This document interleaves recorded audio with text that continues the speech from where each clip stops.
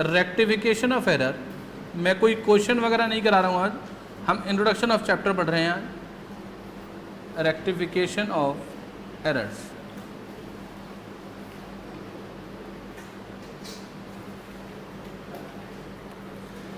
ये ज़रूरी क्यों है? रेक्टिफिकेशन ऑफ एरर में केवल रेक्टिफिकेशन ही इम्पोर्टेंट नहीं है, आपको ये भी पता लगाना होगा कि ये एरर हुई कब है। प्रैक्टिकल लाइफ में भी जब हम ऑडिट करते हैं तो हम ये देखते हैं कि ये गलती हुई कहाँ। अगर हमें ये पता चल जाए गलती कौन सी स्टेज पे हुई है तो हम उसी स्टेज की अकाउंटिंग को हिट करेंगे और उसी स्टेज के पर्सन से क्वेश्चन आंसर करेंगे, जिससे कि हमें पता चल जाएगा गलती यहाँ पर हुई है और उसका करेक्शन मेजर ये है। अब रेक्टिफिकेशन के दो तरीके हैं, देखो जरा, एक एंट्री लिखता हूँ पहले, rent paid to mister Ram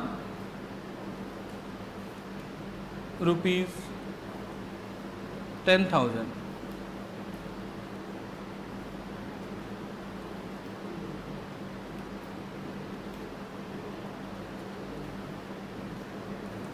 अभी बताएं, रेंट पे किया राम को, जनरल एंट्री क्या बनेगी? हाथ खड़ा करें केवल जैसे बताए। हाँ, रेंट डेबिट टू कैश लीजिए, इन्होंने बताया है रेंट डेबिट टू कैश, यानी राम का नाम कहीं नहीं आएगा। हाँ, ये कह रहे हैं राम का नाम कहीं नहीं आएगा। हाँ, एंट्री बता दो पूरी। रेंट डेबिट टू राम, यानी आपके हिसाब से कैश कहीं नहीं आएगा, ठीक। रेंट टू बैंक,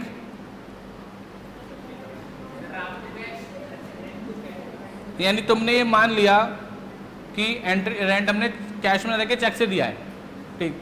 और बताएं, वो आ गई।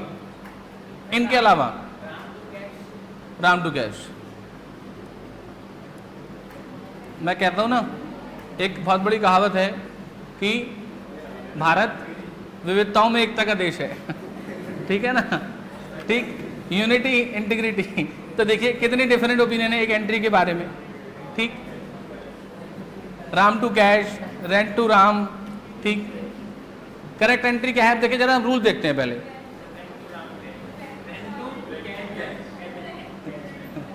ठीक,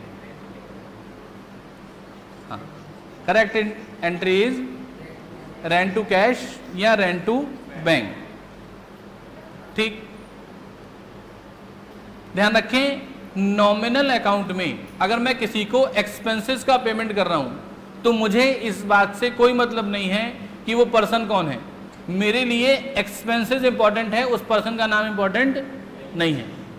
हाँ, मेरे पास उस एक्सपेंस का एविडेंस होना चाहिए, अदरवाइज तो बहुत दिक्कत हो जाएगी। मैं रिक्शा से जाऊंगा कहीं और रिक्शा से उतरते रिक्शे वाले का नाम पूछूंगा कि भाई नाम बता, बोले क्यों? बोले साहब एंट्री करनी है बोले नाम बता, हमने एंट्री बता रखी है अब्दुल डेबिट टू कैश। बोले साहब ये अब्दुल कौन है? अरे वो रिक्शे वाला था उसको हमने पैसे दिए थे। तो नॉमिनल अकाउंट में इसलिए कभी भी हमें पर्सन से कोई मतलब, हमें एक्सपेंस से मतलब होता है, हमारे लिए एक्सपेंस इंपॉर्टेंट है। तो rent account debit to cash ये एंट्री बननी थी, हमने एंट्री बना दी राम डेबिट टू कैश। हमने ये सोचा कि हमने तो राम को पैसे दिए इसलिए हमने राम को डेबिट कर दिया, ठीक।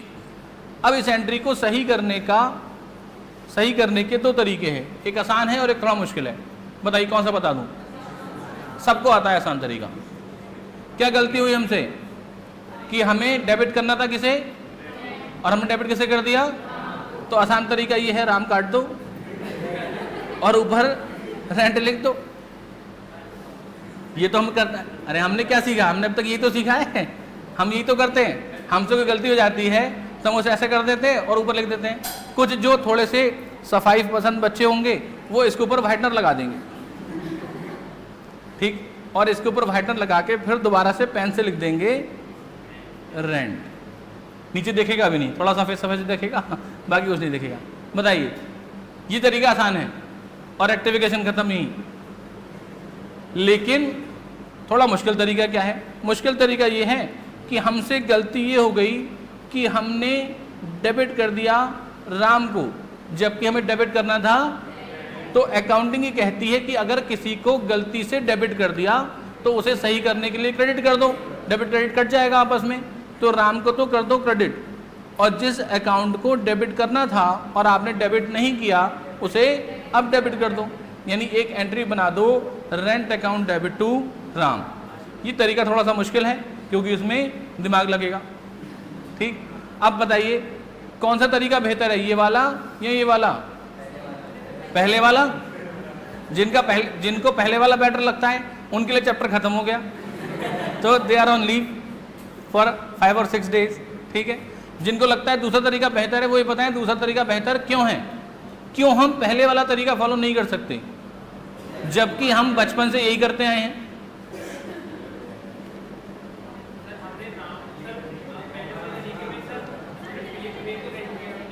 हाँ,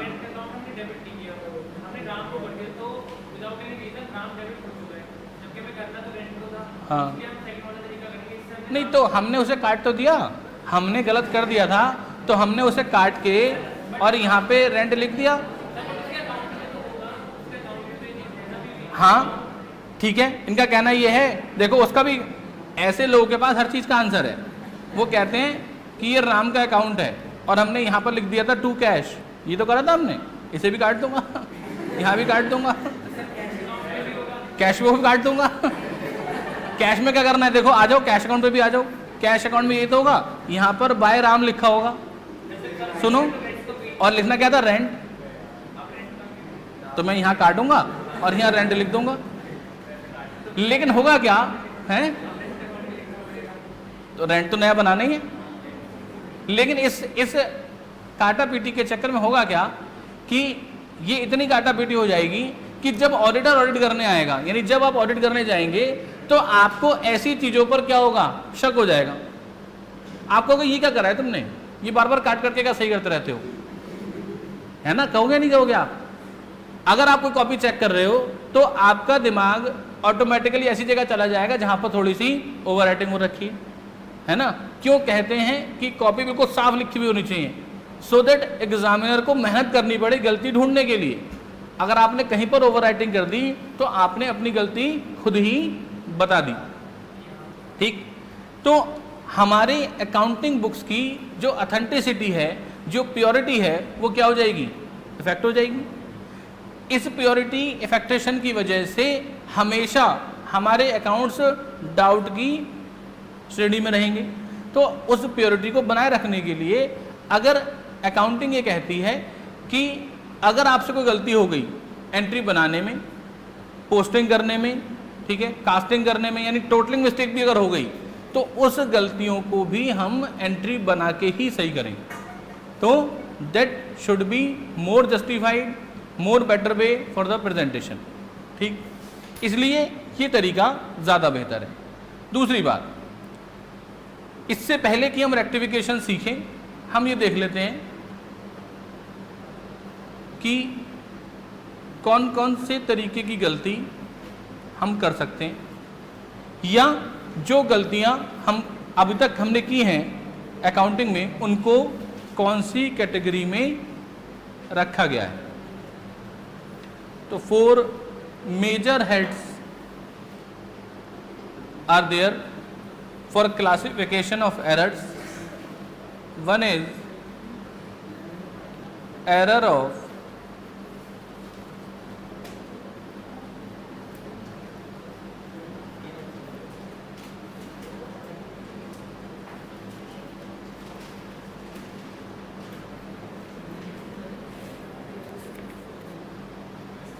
principal.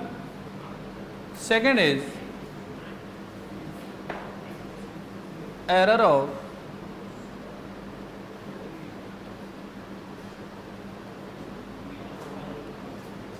omission.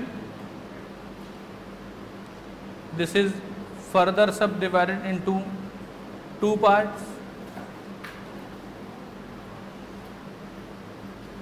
full and partial. Third is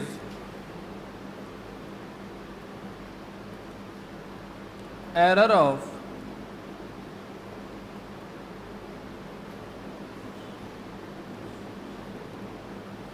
commission, and fourth one is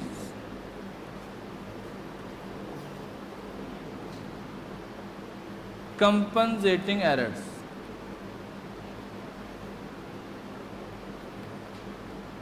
Error of commission is further divided into some parts. One is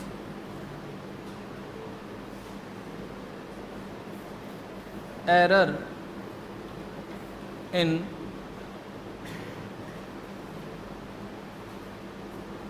recording, second is error in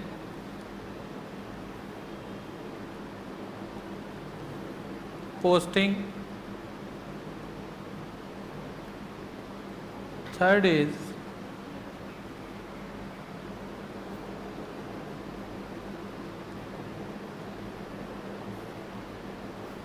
error in casting,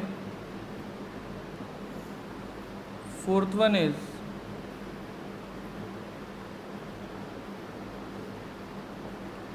error of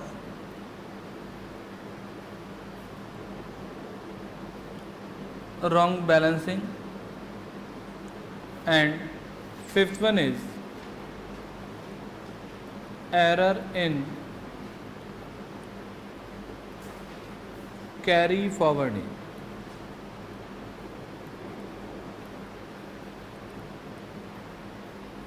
Error of commission is further divided into these 5 parts.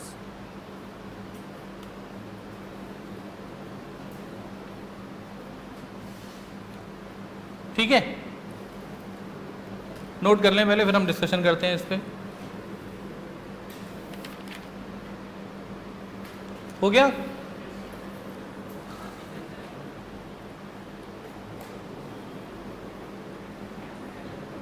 देखिए ये जो errors हैं, ये वाली 3, इन 3 errors को collectively हम clerical errors भी कह सकते हैं। इनको क्लरिकल एरर्स भी कह सकते हैं, ठीक है, यानी टेक्निकल नहीं है इतनी ज़्यादा, क्लरिकल ज़्यादा है। अब बात करते हैं कि एरर ऑफ प्रिंसिपल कौन सी होगी। तो एरर ऑफ प्रिंसिपल वो एरर है जो अकाउंटिंग प्रिंसिपल ना होने की वजह से हो जाती है। हमने 3 प्रिंसिपल पढ़े थे, रियल, पर्सनल और नॉमिनल। अगर कोई भी ट्रांजैक्शन, कोई भी एंट्री जो रियल अकाउंट की थी और आपने पर्सनल या नॉमिनल में कर दी, कोई एंट्री, कोई ट्रांजैक्शन जो नॉमिनल की थी आपने रियल या पर्सनल में कर दी, या कोई एंट्री जो पर्सनल की थी आपने नॉमिनल या रियल में कर दी, ऐसी जो भी गलती होगी वो क्या कहलाएगी? Error of principle. जैसे अभी जो हमने गलती की थी रेंट वाली, तो देखो रेंट कौन सा अकाउंट था, हमें रेंट अकाउंट को डेबिट करना था। रेंट अकाउंट कौन सा था? नॉमिनल। हमने डेबिट कैसे किया? राम को। राम का अकाउंट कौन सा है? यानी नॉमिनल अकाउंट की एंट्री पर्सनल अकाउंट में कर दी। This will be considered as error of principle, ठीक है। यानी जहां भी हमने मेन हेड चेंज कर दिया वो गलती एरर ऑफ प्रिंसिपल कहलाएगी। समझ में आ गया? ठीक है। एरर ऑफ ओमिशन, ओमिशन मतलब भूल जाना। अब 2 तरह से भूल सकते हैं। फुल ओमिशन, फुल ओमिशन का मतलब ट्रांजैक्शन हुई, रिकॉर्डिंग करना ही भूल गए, लिखा ही नहीं।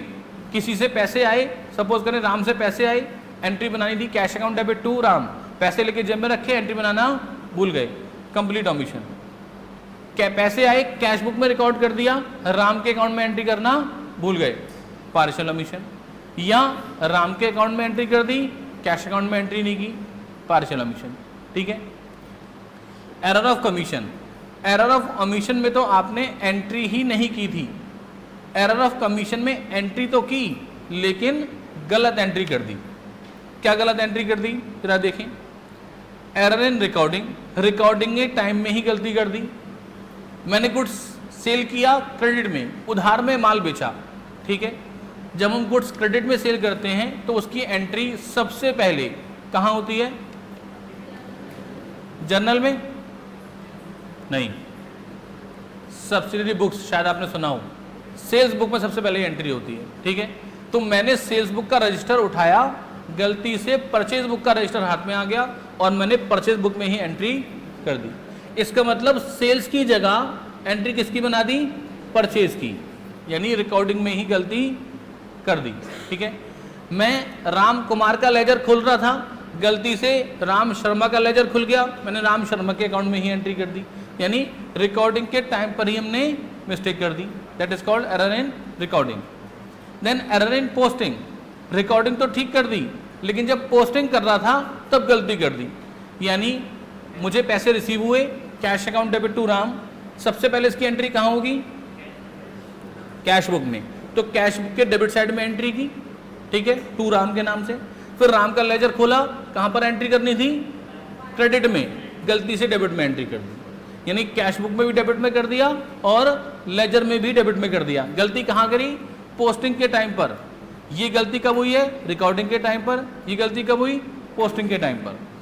पोस्टिंग भी ठीक कर दी, कास्टिंग में गलती कर दी। कास्टिंग मतलब टोटलिंग, हाँ, टोटलिंग मिस्टेक कर दी हमने। तो जितनी भी टोटलिंग मिस्टेक से रिलेटेड एरर हैं वो क्या कहलाएंगी? Error of casting. कास्टिंग भी हमने ठीक कर दी लेकिन बैलेंसिंग गलत कर दी। जैसे हम कल बात कर रहे थे कि डेबिट साइड ज़्यादा आ रहा था, ये साइड ज़्यादा आ रही है, तो हमें यहाँ पर लिखना चाहिए था बाय बैलेंस कैरी डाउन, हमने गलती से यहीं पर टू बैलेंस कैरी डाउन लिख दिया। ठीक, या फिर यहाँ तो ठीक लिख दिया बाय बैलेंस कैरी डाउन, जब नेक्स्ट पेज पे ले गए तो उसे कहाँ लिखना चाहिए था? यहाँ पर, गलती से उसे भी कहाँ लिख दिया? क्रेडिट साइड में, बाय बैलेंस ब्रॉट डाउन। तो ये क्या कहलाएंगी? एरर्स ऑफ रॉन्ग बैलेंसिंग या एरर ऑफ कैरी फॉरवर्डिंग। जितनी भी एरर्स इस कैटेगरी में आ रही हैं कमीशन में, वो तो सारी की सारी क्लरिकल एरर्स हैं ही हैं।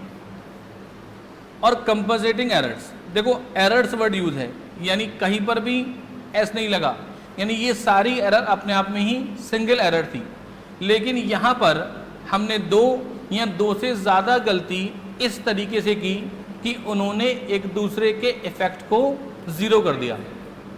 मैंने राम को 5000 का पेमेंट किया, एंट्री बना दी 500 से, श्याम को 500 का पेमेंट किया, एंट्री बना दी 5000 से। दोनों ही पेमेंट पर्सन को किए गए, एक जगह 4500 कम लिखे, एक जगह 4500 ज़्यादा लिखे, एक जगह रेंट पे किया, एक जगह स्टेशनरी पे की, एक जगह एंट्री 500 की जगह 50 की बना दी, दूसरी जगह 50 की जगह 500 की बना दी। दोनों ही नॉमिनल अकाउंट हैं, दोनों ही एक्सपेंसेस हैं, एक जगह 450 कम लिखे हैं, एक जगह 450 ज़्यादा लिखे हैं, तो वो कहलाएंगी कंपनसेटिंग एरर्स। ठीक है, ये चारों तरह की एरर्स की डेफिनेशन और डिटेल हमें स्टडी में दी है। ठीक है, ये आप पढ़ लेंगे। इसके बाद कल नेक्स्ट क्लास में हम बात करेंगे स्टेजेस ऑफ रेक्टिफिकेशन की। ठीक है, यानी कौन कौन सी स्टेजेस हैं जहाँ हम रेक्टिफाई कर सकते हैं, और उसके बाद फिर कुछ एरर्स मैं यहाँ पर रेक्टिफाई कराऊंगा, और एक शीट जैसे मैंने BRS किट में दी थी आपको, वैसे ही पहले मैं एक शीट दूंगा, वो शीट हम सॉल्व करेंगे, उसके बाद हम स्टडी की क्वेश्चन पे जाएंगे। ठीक है, तो आप इतना पढ़ करके आएंगे, जो भी टाइप्स ऑफ एरर हैं इससे रिलेटेड जो भी थ्योरी है वो आप पढ़ के आएंगे, और नेक्स्ट क्लास में हम स्टेजेस ऑफ रेक्टिफिकेशन के बारे में डिस्कशन करेंगे।